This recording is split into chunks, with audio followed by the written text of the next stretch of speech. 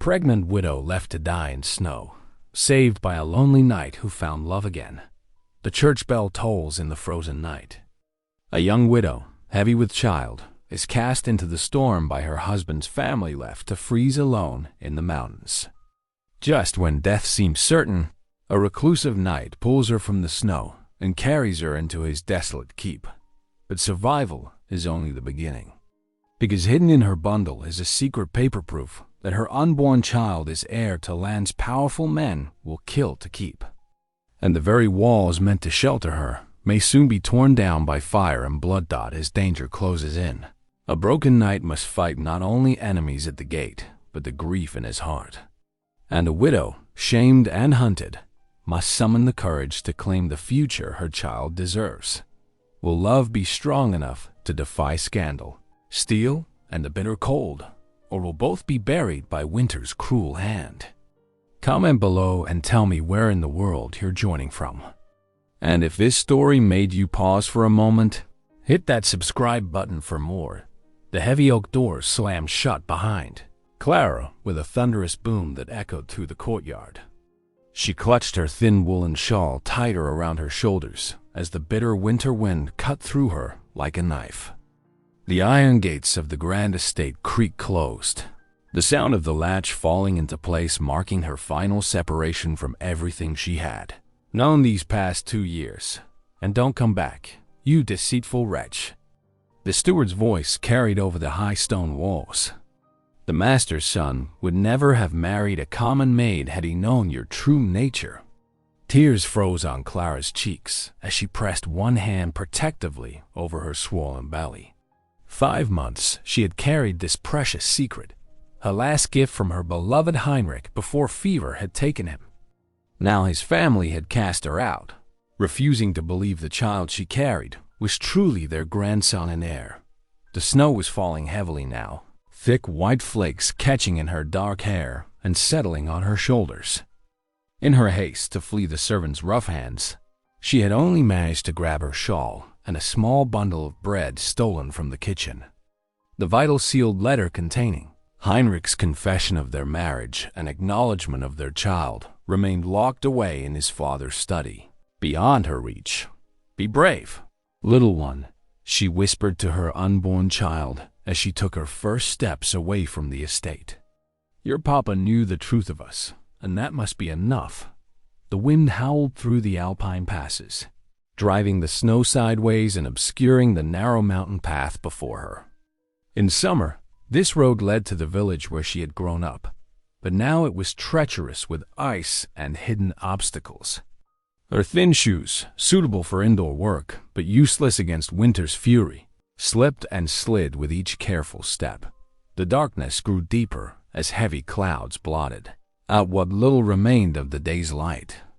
The familiar landmarks, the ancient oak at the crossroads, the shepherd's stone shelter, the village church spire, were all hidden behind the thickening curtain of white.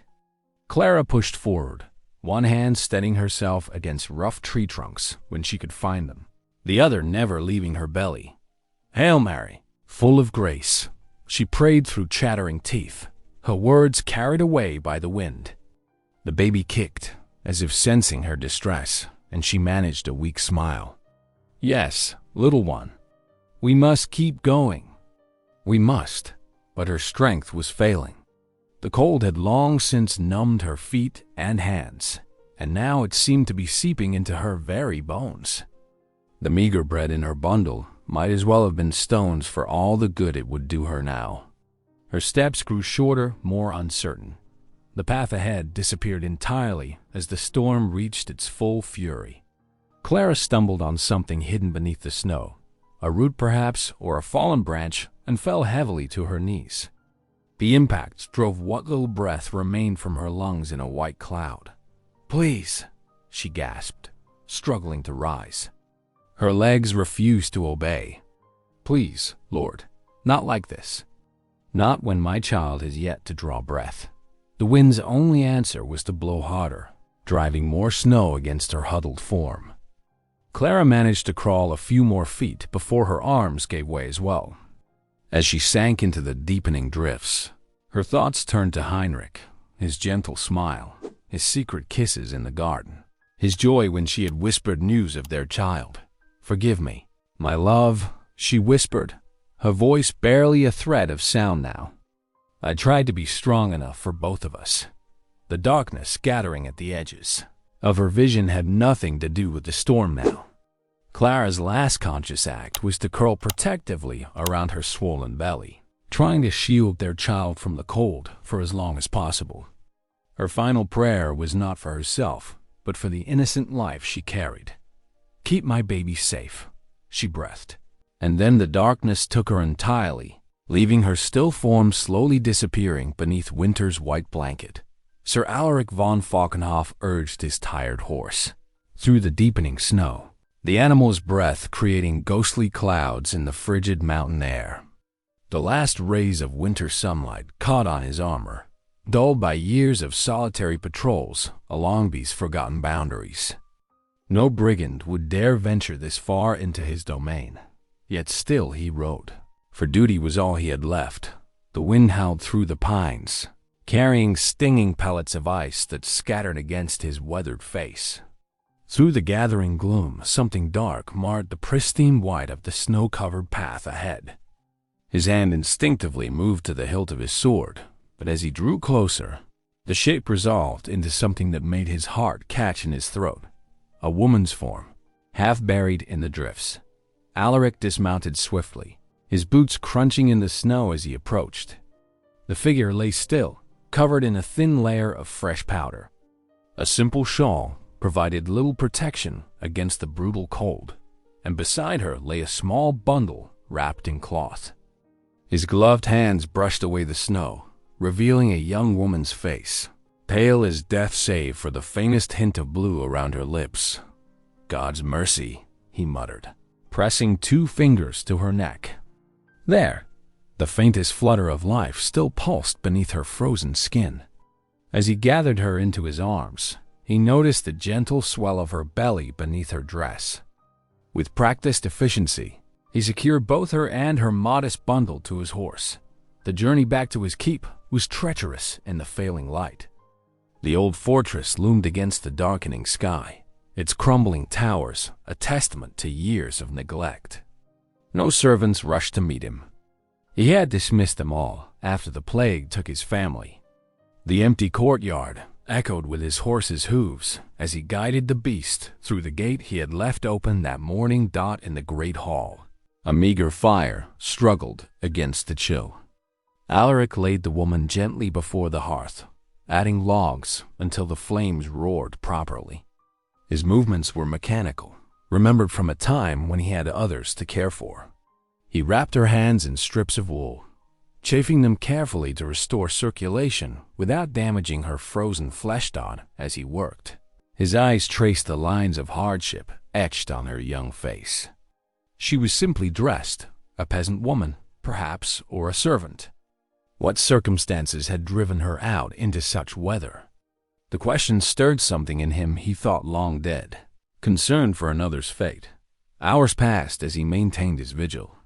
The fire's warmth gradually brought color back to her cheeks, and her breathing grew stronger.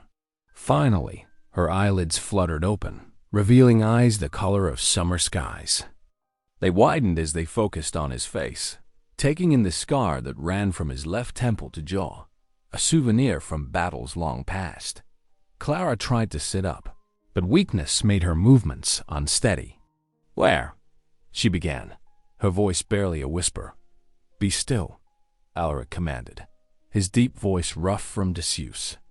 "You are safe within the walls of Falkenhof." Recognition flickered across her features. Everyone in the surrounding villages knew of the lonely knight, the nobleman who had withdrawn from the world after tragedy struck his house. Some said he was mad with grief, others that he was cursed. Yet here he was, this feared and mysterious figure, carefully tending to her frozen hands with unexpected gentleness. "Thank you, my lord," she managed, though her teeth still chattered slightly. "I fear I would have perished in the snow if not for your kindness." Alaric's stern expression didn't change, but something shifted in his dark eyes. "Rest now," he said, adjusting the blankets around her. Questions can wait until morning. Clara sank back, too exhausted to argue. The firelight cast dancing shadows on the high stone walls, and though the great hall was cold and showing signs of decay, she felt safer than she had in months.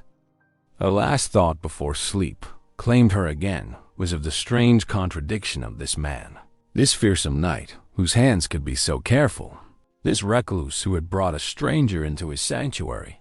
Morning crept into the great hall of Falkenhof, keep through tall, frost-covered windows.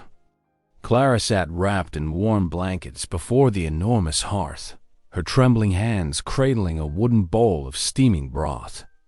The warmth slowly returned feeling to her frozen fingers, though her heart remained chilled by memories of the previous nights. Ordeal. Sir.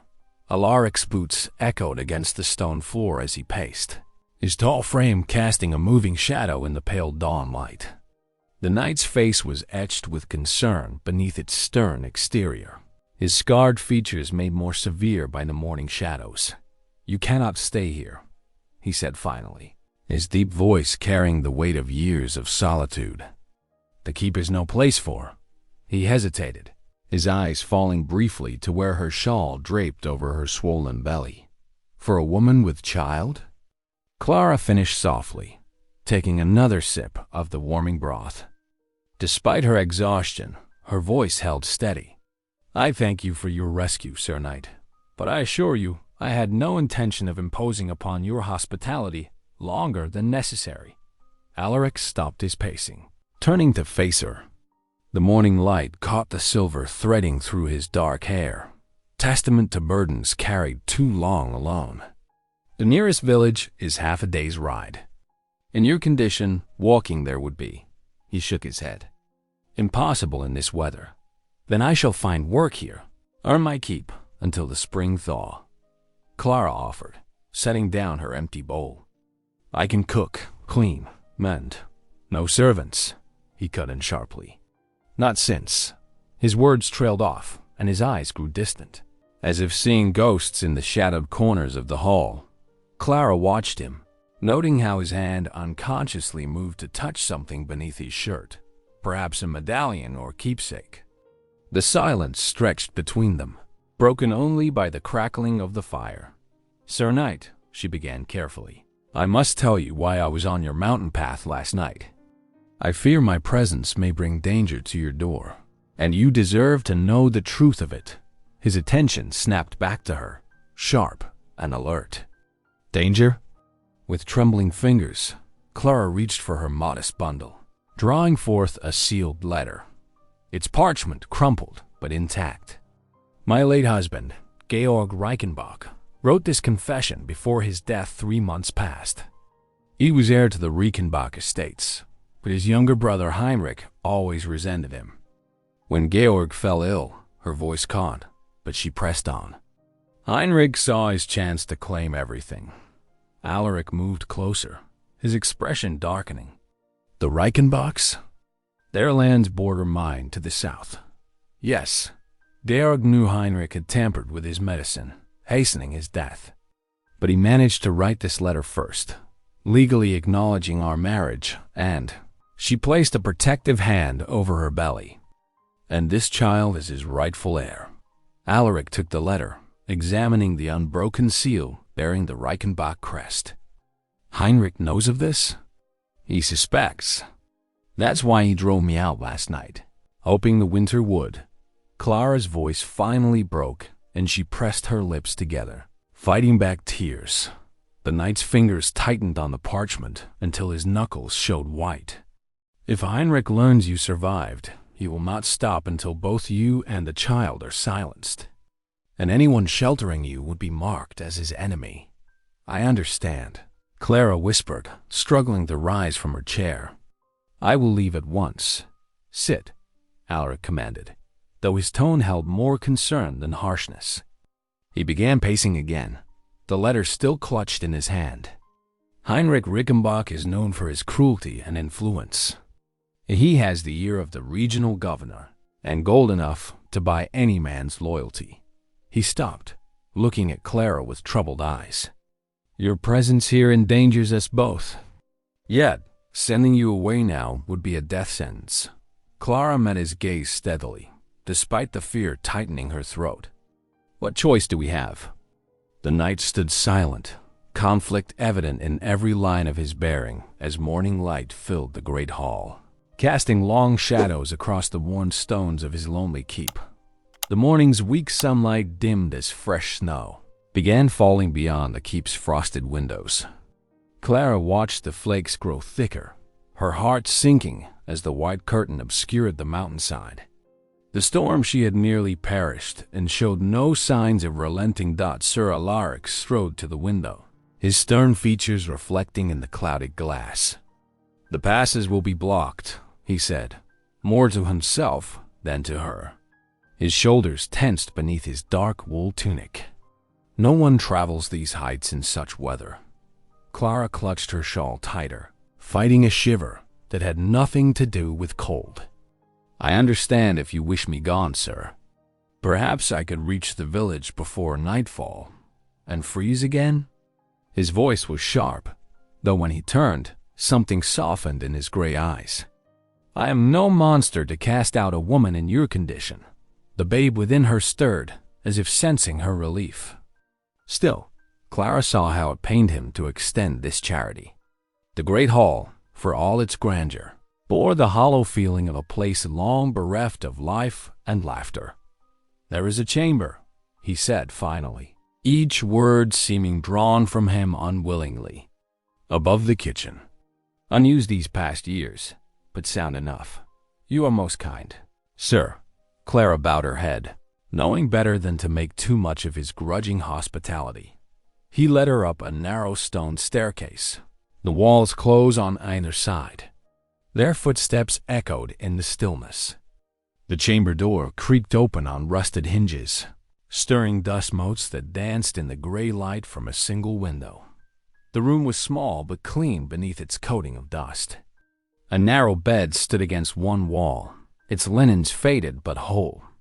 A chest for clothing. A chair beside the window. Simple furnishings, yet to Clara they seemed a palace compared to the snowdrift where she had expected to draw her last breath. It needs airing, Alaric muttered, striking flint to light a candle. And fresh bedding. I will have the... He stopped, as if remembering there were no servants to command. The keep stood as empty as its master's life. Please, Clara said gently, allow me to tend to it. It's the least I can do to repay your kindness. His expression remained guarded, but he nodded once before leaving her to settle in as evening approached. Clara made her way back to the great hall, drawn by its warmth and light. Her practiced eye caught the state of the wall hangings, once fine tapestries now hanging in sad disrepair. Without thinking, she drew her needle and thread from her bundle in the flickering candlelight. She began to work, her sure stitches mending a torn hunting scene. The familiar task soothed her, and she lost herself in it until the sound of boots made her look up. Alaric stood in the doorway, watching her with an unreadable expression. The candlelight caught the scar that ran from his temple to jaw, throwing it into sharp relief. But it was not his outward wounds that drew Clara's attention. It was the deep pain in his eyes as they fixed on her moving hands. My wife, he said suddenly, his voice rough with disuse. She would sit just there, mending, always mending something. His gaze seemed focused on some distant memory. Her hands never idle, filling these halls with. He fell silent, the word warmth hanging unspoken in the air between them. Clara's needle paused mid-stitch. She saw now why he had been so reluctant to let her stay every domestic action. Every feminine presence must remind him of his loss. Yet he had taken her in despite this pain, choosing mercy over his own comfort. The tapestry tells a beautiful tale, she said softly, hoping to ease his darkness. It would be a shame to let it fade away. His only response was a slight nod, but he remained in the doorway, watching as her needle continued its patient work. Outside, the snow fell ever thicker, but within the hall, something in the air had shifted, as if the very stones remembered what it was to shelter more than solitude. Days stretched into a blur of white as winter's fury gripped the mountain. Through tall windows, Clara watched endless snow spiral down from iron gray skies. The ancient keep groaned under the assault of howling winds, but within its thick walls, she had found an unexpected sanctuary. Each morning, she rose early to coax life back into the kitchen's stone hearth. Her skilled hands soon had the flames dancing, filling the space with welcome warmth. The stored provisions were humble: dried meats, root vegetables, and preserved fruits, but Clara took pride in transforming them into nourishing meals that brought color back to Sir Alaric's hollow cheeks. "The broth needs stirring," she would murmur to herself, falling into the familiar rhythms of household work. Though the kitchen was vast and empty, compared to the bustling one she had known at her in-laws' estate, she found comfort in these simple tasks. Alaric, for his part, seemed to orbit her presence like a cautious wolf, watching, measuring, but gradually drawing nearer. On the third day, when a particularly fierce gust rattled the shutters, he appeared in the kitchen doorway. "Come," he said, his voice rough from disuse. "You must learn to secure the keep against the storm." Clara followed him through shadowed corridors, her shawl pulled tight against the draft. At each window, Alaric demonstrated how to check the iron latches and brace the wooden shutters with sturdy bars. "Like this," he showed her, his scarred hands moving with surprising gentleness across the aged wood. "The wind finds every weakness. We must be vigilant." As they worked their way through the keep's chambers, Clara noticed how he avoided certain rooms entirely, doors firmly closed against memories too painful to face. Yet in the spaces they did enter, his presence seemed to fill the air with an unexpected warmth. "These tapestries," Clara ventured during one such lesson, gesturing to the faded cloth she had begun mending, "they tell stories, do they not?" Alaric's eyes flickered to the worn scenes of knights and maidens. "They did once," he said quietly, "when there were voices to tell them." Each day brought small victories against the winter siege. Clara learned which windows caught the worst of the wind, how to bank the fires to last through the night, where drafts sneaked beneath doors requiring extra rushes. Though Alaric spoke little, his approving nods when she mastered a task made her heart lift. One evening, as they sat down to their simple supper of stewed vegetables and bread, Clara felt it. A flutter in her belly that had been growing stronger each day suddenly became an unmistakable kick. Her spoon clattered against her bowl as she pressed a hand to her middle, eyes wide with wonder. "Sir Alaric," she breathed, forgetting formality in her joy. "The baby, would you?" She hesitated, then reached for his hand. He stared at her outstretched fingers as if they were both blessing and curse. For a long moment, Clara thought he would refuse. Then, with infinite care, he allowed her to guide his calloused palm to rest against the swell of her belly. They waited in silence broken only by the crackling hearth. Then came another kick, strong and sure, right against Alaric's hand. His breath caught audibly. Clara watched as something cracked in his stern expression. His eyes closed, and his lips began to move in silent words she soon recognized as prayer. "Lord above," he whispered, his voice rough with emotion, "protect this innocent life." The words seemed to surprise him as much as they did her. How long had it been since he had spoken to God? Yet here, in the quiet of their shared meal, with new life stirring beneath his palm, prayer had found him again. Clara felt tears prick her eyes as she covered his hand with her own. In that moment, the howling storm beyond the walls seemed to fade away, leaving only the sacred space between them, where hope had begun to bloom like the first flower after winter's thaw. The storm's fury finally ebbed, leaving behind a pristine blanket of white that sparkled under patches of pale winter sun. Sir Alaric stood at the keep's highest window, studying the mountain path that wound down to the village below. His keen eyes traced the familiar route. now barely visible beneath the deep drifts. "The weather holds fair," he announced, his voice echoing in the vast hall where Clara sat mending. "I must ride to the village while we have the chance. Our supplies grow thin." Clara looked up from her work, needle paused mid-stitch.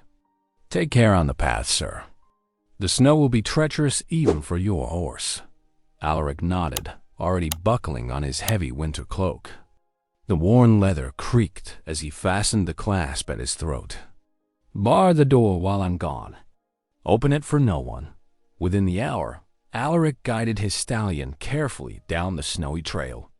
The beast's hooves punched through the crusty surface, sending up puffs of powder with each calculated step.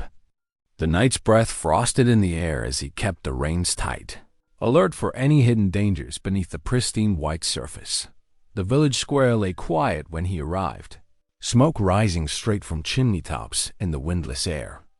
As Alaric dismounted, he noted how conversations died away, replaced by watchful silence. Mothers drew children closer. Men paused in their work, eyes following his movements with poorly concealed curiosity. At the marketplace, the baker's wife wrapped his bread order in cloth, her movements quick and nervous. "Begging your pardon, Sir Knight," she ventured, "but there's been talk. Folks say there's a woman up at your keep now." Alaric's face remained impassive as he counted out coins. "What I do in my own home is no concern of village gossip," but the whispers followed him from stall to stall. The butcher's eyes narrowed as he wrapped salted meat.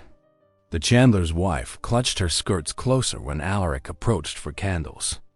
Even the usually chatty blacksmith fell silent, watching the knight with suspicious eyes as he examined Horseshoe. "Nails. Strange doings up there," an old man muttered to his companion. "First the hermit knight takes in a stranger. Now riders asking questions about a missing woman." Alaric's hand stilled on a sack of grain. His keen ears caught fragments of conversation despite the speaker's attempt at discretion.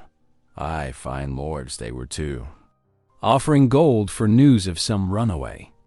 The knight secured his purchases with practiced efficiency, his movements betraying none of the urgency that now gripped him. Only when he had mounted and turned his horse's head toward home did he permit his features to darken with concern. Sun hung low by the time Alaric reached the keep. Clara met him in the courtyard, her face bright with welcome as she helped unload the supplies. But her smile faded when she saw his troubled expression in the great hall. As shadows lengthened across stone floors, Alaric finally spoke. "Men have been asking after you in the village. Noble born by the description, offering rewards for information."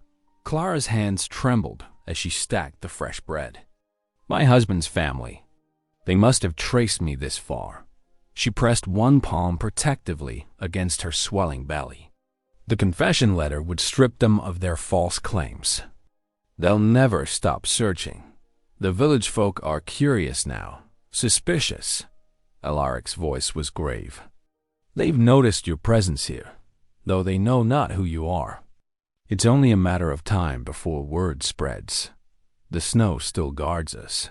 Clara said softly, but fear had crept into her voice. "Perhaps the winter storms will return. Aye, the weather may yet be our ally." Alaric moved to stoke the fire, his broad shoulders tense with new worry. "But we must prepare. Spring will come eventually, and with it, those who wish you harm." They worked in troubled silence as evening descended, storing supplies and securing the keep against the bitter night. Outside, clouds gathered once more above the mountains, promising fresh snow. For now, at least, the weather would keep their secret safe. But danger drew closer with each passing day. The peace of their mountain sanctuary shattered like glass on a winter's night. Clara jolted awake to the sound of approaching horses and men's voices carried on the wind. Through frost-covered windows, the flicker of torches cast dancing shadows across the courtyard snow. "They have found me," she whispered, one hand protectively covering her swollen belly as she hurried from her bed. The wooden floors creaked beneath her feet as she made her way through darkened corridors. Sir Alaric was already awake, his tall figure a dark silhouette against the great hall's windows. "At least 8 men," he said grimly, watching the torchlight draw closer. "Armed. They mean to break through." The clash of metal against the gate's iron lock echoed through the keep. Clara's heart pounded as she clutched the sealed confession letter, her fingers trembling against the parchment. "What shall we do?" Alaric turned to her, his scarred face set with determination. "Hide that letter where they cannot find it. Then conceal yourself in the old servants' passage behind the kitchens." He strode to the wall where his sword hung, unused for so long. The steel whispered as he drew it from its scabbard. "But you cannot face them alone." Clara protested, even as the pounding at the gate grew louder. "I am still a knight of Bavaria," he replied, checking the edge of his blade. "Now go, quickly." Clara hurried to the study, her mind racing. Where to hide the letter? The proof of her child's inheritance had to survive. Behind her, she heard the main gate splinter and crash open, followed by the thunder of boots on stone. With shaking hands, she tucked the letter behind a loose stone in the fireplace, praying it would remain undiscovered. Shouts and the ring of steel filled the great hall. Alaric's voice rose above the chaos. "You dare break into a knight's home? Stand down or face the consequences." A rough voice answered, "Hand over the woman and the letter, Sir Falkenhoff, and we'll leave you in peace. Fight us, and you'll regret it." Clara crept toward the servants' passage, but halfway there, 2 men burst through the study door. Their torchlight threw monstrous shadows on the walls. She recognized one as her late husband's cousin's personal guard. "There she is." One shouted, "Search everywhere for that letter." Clara turned to flee, but her heavy pregnancy slowed her. Rough hands seized her arms. She struggled and cried out, "Sir Alaric." The clash of swords grew closer. Alaric appeared in the doorway, his blade already dark with blood. "Release her," he commanded, engaging the nearest attacker with deadly precision. Though years of isolation had weakened him, his skill remained fearsome. The fight spilled into the study. Furniture crashed and papers scattered as Alaric drove back 3 men at once. But more pushed in behind them. A sword caught him across the shoulder, drawing first blood. He staggered but kept fighting. The letter. Someone shouted, "Check the fireplace." Clara watched in horror as one of the men found the loose stone, reaching behind it with a triumphant cry. The sealed parchment emerged in his grip. "No." She screamed, but the men were already dragging her toward the door. She kicked and fought, but could not break free. Alaric lunged to stop them, but another blade found its mark, slicing deep across his side. He stumbled, his sword clattering against the stone floor. Blood spread across his tunic as he fell to one knee. "Sir Alaric." Clara's cry echoed through the keep as the men pulled her away. The last thing she saw was the lonely knight struggling to rise, one hand pressed to his wound, the other reaching helplessly toward her as he collapsed upon the cold stones. Outside, the winter wind howled as they forced her onto a waiting horse. The sealed letter disappeared into a rider's cloak. Torchlight gleamed off helmets and drawn swords as the men mounted up, keeping firm hold of her reins. "Back to the estate," their leader commanded. "The family will deal with her now." As they rode into the darkness, Clara looked back at the keep one final time. No movement showed in the windows. No sign if Alaric still lived. Only the wind answered her quiet prayers as they drove her away into the night, leaving behind the one place she had dared to call home. Chapter 8. Chains of Shame. The iron-bound carriage rattled through the muddy village streets, its wheels throwing slush against the gathered onlookers. Inside, Clara pressed her hands protectively over her swollen belly, each bump and jolt a reminder of how far she had fallen. 2 armed men sat across from her, their eyes cold and watchful. Through the carriage window, she glimpsed familiar faces among the villagers. The baker's wife who had once smiled at her, the cooper who had tipped his hat, the seamstress who had helped with her wedding dress, all now turned away, their backs stiff with judgment. Only the children dared to stare openly until their parents pulled them back. "Make way for the fraud," one of the guards called out mockingly. The peasant who thought she could steal a noble name. Heat rose in Clara's cheeks, but she held her head high. Let them mock. She knew the truth that lay in her heart, and the stolen letter now beyond her reach. The carriage passed through the grand gates of her late husband's estate, where just weeks ago she had been cast out into the snow. Now the mansion loomed before her, its windows like accusing eyes. Servants whispered behind their hands as she was led inside, her simple dress marking her as an outsider in these marble halls. In the grand receiving room, her mother-in-law sat like a queen upon her chair, while her brother-in-law paced before the fireplace. Their fine clothes and jewels seemed to mock Clara's worn shawl and mud-spattered hem. So, her mother-in-law's voice cut like winter wind. "The deceiver returns. Did you truly think you could fool us with your peasant's tricks?" "I speak only truth," Clara said quietly, one hand still resting on her belly. "This child is your grandson's heir." "Lies!" Her brother-in-law whirled around. "My brother would never have stooped so low. This bastard you carry is some stable boy's get. I'd warrant."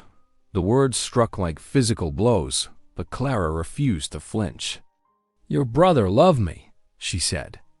The letter proved it. A forged confession, nothing more. Her mother-in-law's lips curled. "Though I must admire your cunning. First you ensnare my son with your common charms.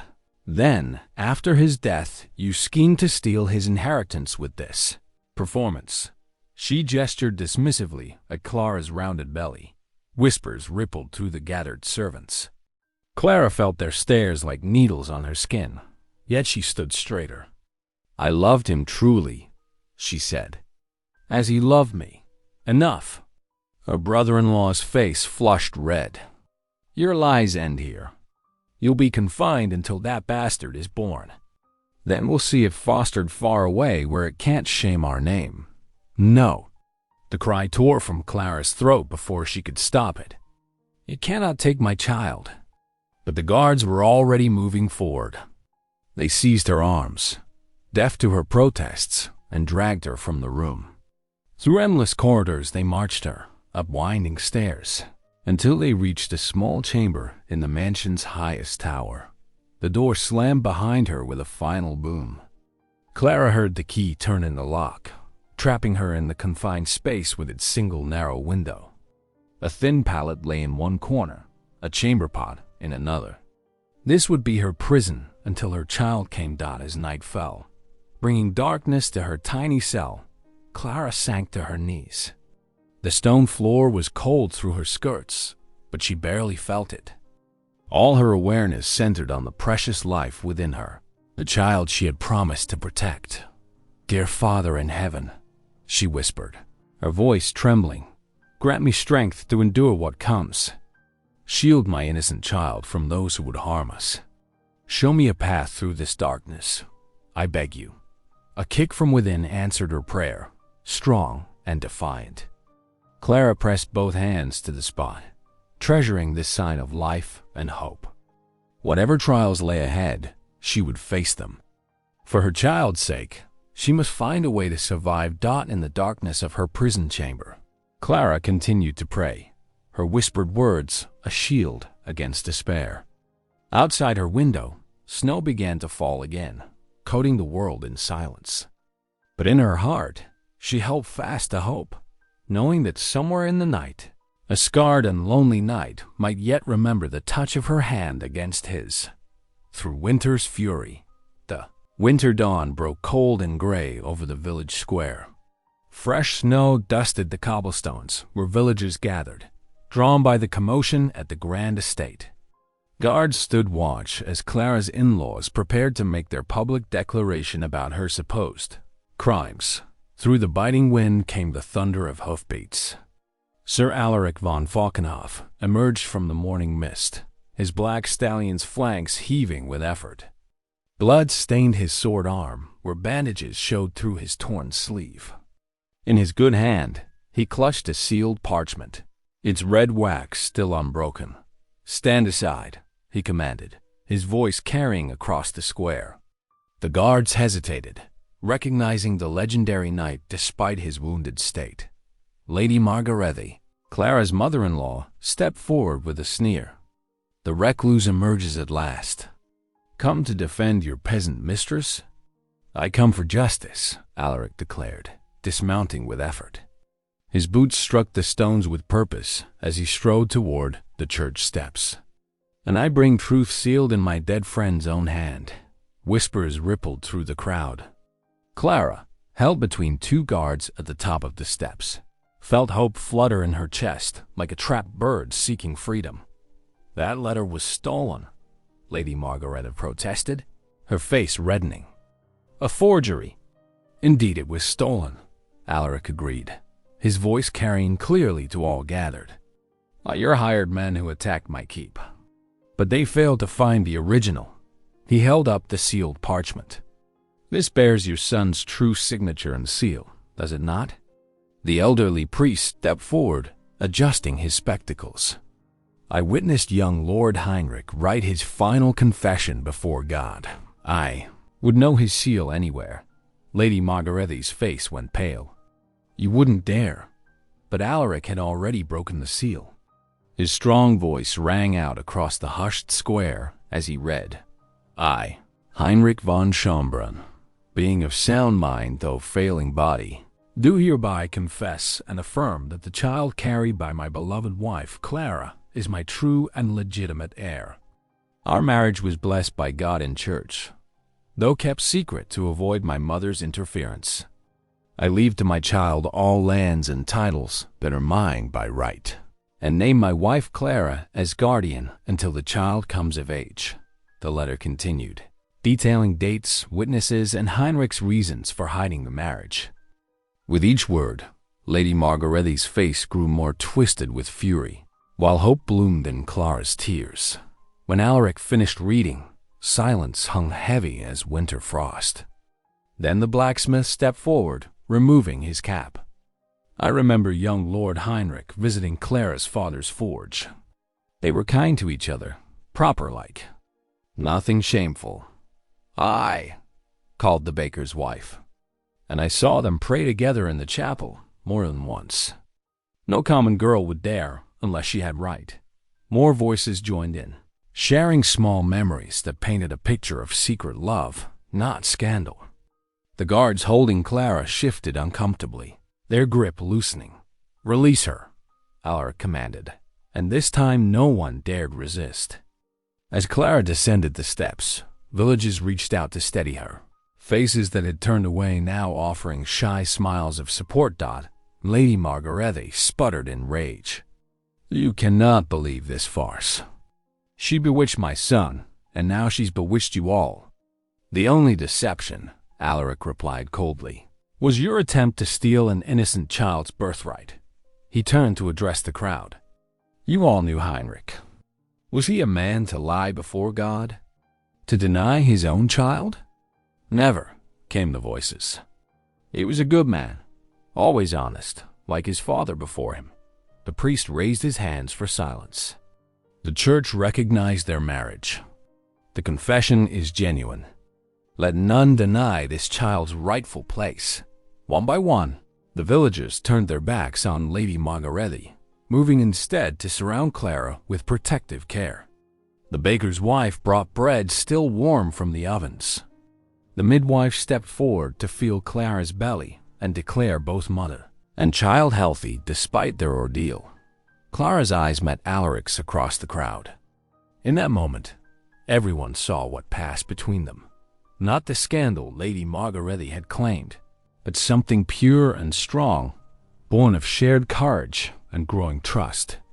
His slight nod told her that her fight was over.